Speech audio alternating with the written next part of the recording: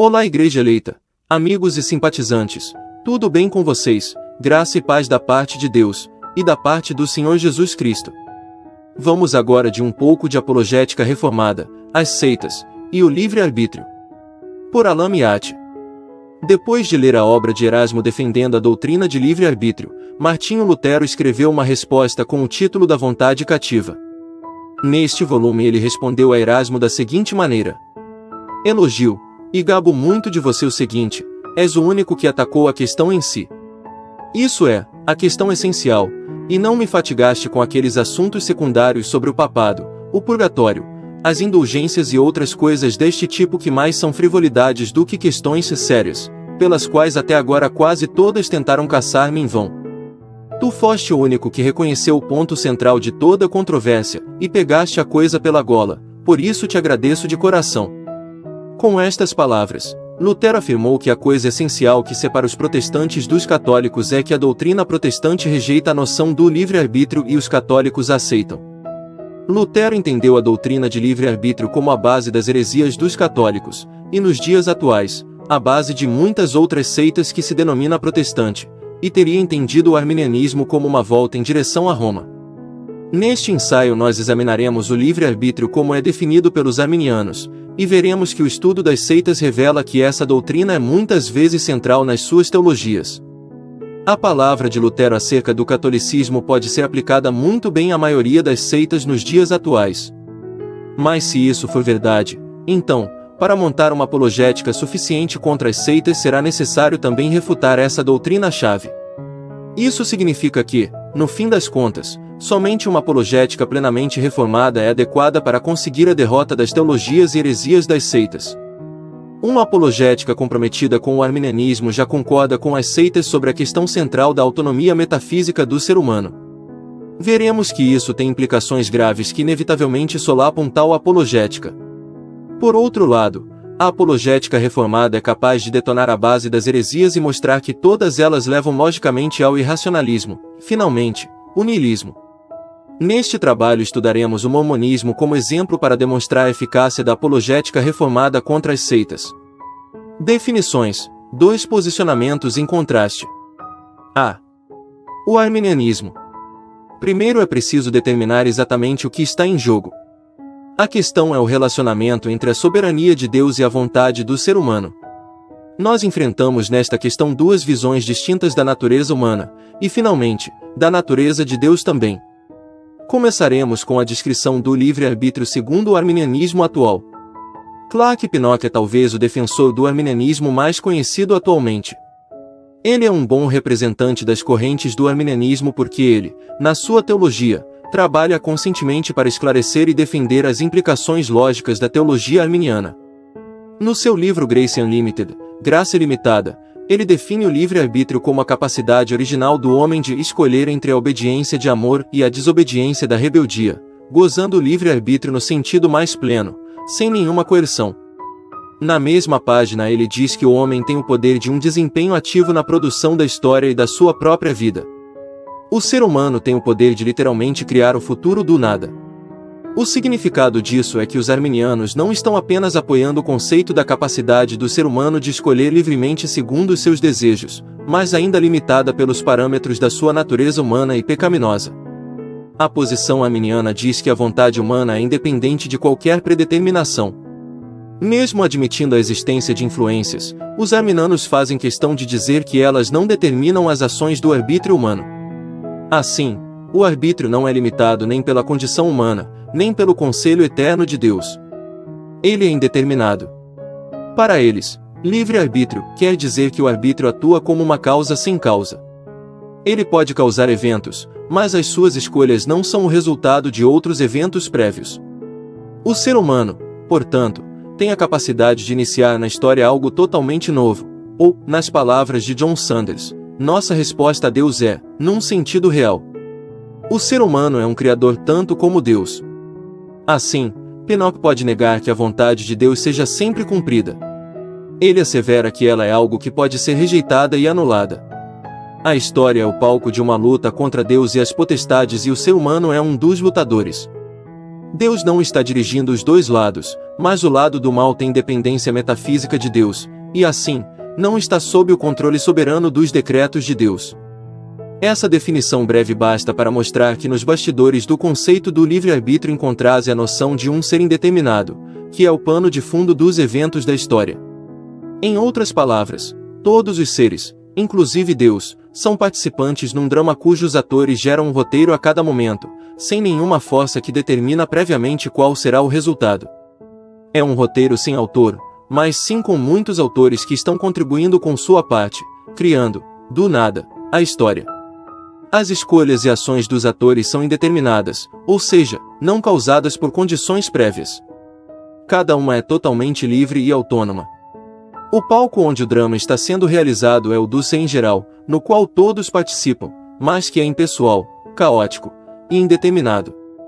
Mesmo Deus é sujeito às suas mudanças aleatórias, embora esteja fazendo o melhor que seja possível para assimilar e controlá-lo.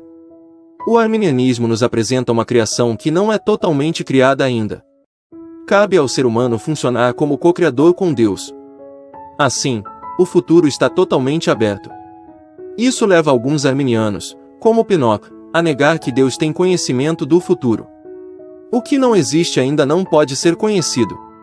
Se Deus conhecesse o futuro, ele seria determinado e essa necessidade não seria consistente com o livre-arbítrio. Para preservar a autonomia do homem é preciso negar a onisciência de Deus, segundo Pinocchio. As implicações e problemas que se seguem dessa visão do livre-arbítrio são enormes. Eles são expostos por Rua K. MacGregor Uray no seu livro A Soberania Banida. Dr. Uray mostra claramente que o arminianismo implica que o universo é controlado por acaso e que isso leva ao irracionalismo e à destruição de qualquer base para a responsabilidade do homem por suas ações. Além disso, o Deus dos arminianos é essencialmente finito. Ele é limitado pelo ser em geral, do qual ele faz parte e que é maior que ele.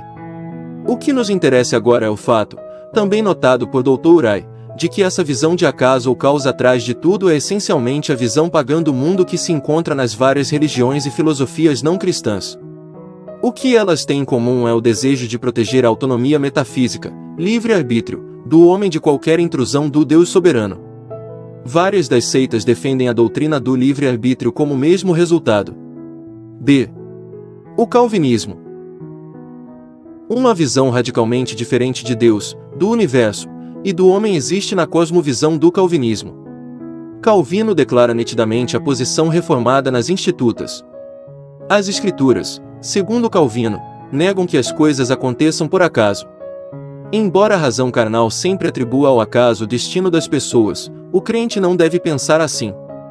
Sejam bons, sejam maus, os eventos são todos governados pelo plano secreto de Deus. A mão de Deus está dirigindo todas as coisas para cumprir os seus propósitos. O Deus onipotente é ativo e está envolvido em tudo o que acontece. Deus não é apenas a causa primária das coisas, o motor imóvel, mas sim o agente que regula todas as coisas de tal maneira que nada acontece sem a sua deliberação. Por causa disso, o crente não tem que temer as estrelas e outros sinais dos céus como os não crentes temem. Todas essas coisas são governadas pelo plano secreto de Deus de modo que nada aconteça que não é conscientemente e livremente decretado por Deus. A presciência de Deus é compreensiva, mas não é apenas fundamentada no olhar de Deus para o futuro. Deus conhece o futuro porque é Ele que determina o futuro. Assim, todos os eventos procedem do plano fixado de Deus e nada acontece por acaso. O controle de Deus inclui especificamente a vontade do homem. Os homens são sujeitos totalmente à vontade de Deus e nada podem fazer sem o poder de Deus. O ser humano não é autônomo, e a sua vontade não é independente da determinação de Deus. O acaso e o destino são palavras pagãs e o povo de Deus nem deve gastar tempo pensando nelas. O Deus testemunhado por Calvino e a teologia reformada é radicalmente diferente do Deus dos arminianos. O Deus afirmado pela teologia reformada não faz parte do ambiente ontológico comum com os seres humanos e as demais criaturas. Deus é o seu próprio ambiente porque não existe uma realidade atrás dele ou além dele no qual ele existe. Em hipótese alguma, a ontologia bíblica permite que o homem e Deus sejam incluídos juntos num ser geral. Se existisse, tal ser seria necessariamente impessoal e mais fundamental na natureza da existência do que o próprio Deus. Deus seria apenas mais um elemento no universo assim como o homem. O Deus de Calvino e da teologia reformada não existe como só um elemento num ser comum com a criação. Este Deus é o Deus que a Bíblia afirma como o Criador de todo ser além de si mesmo. Pelo poder de sua palavra Deus falou e criou o universo do nada, pois ele falou, e tudo se fez, ele mandou, e logo tudo apareceu. Salmo 33 verso 9. Assim, a Bíblia afirma a doutrina da distinção entre o Criador e a criatura. Essa doutrina é um dos pressupostos fundamentais da cosmovisão cristã, sem o qual não existe mais o cristianismo. A negação dessa doutrina e a confusão da criatura com o Criador que se segue dessa negação é a característica básica do pensamento pagão que Paulo condena em Romanos 1 versos 22 a 25. Enquanto a ontologia arminiana postula que Deus e o homem são igualmente participantes num ser impessoal geral, que seria necessariamente superior e independente dos dois, a ontologia bíblica, afirmada pelo calvinismo, diz que Deus é o ser original, independente, derradeiro e altamente pessoal, que livremente criou o ser e o universo. Este ser, com S minúsculo, é totalmente dependente do decreto criativo de Deus. A história dos eventos deste ser é também criada e dependente no decreto de Deus.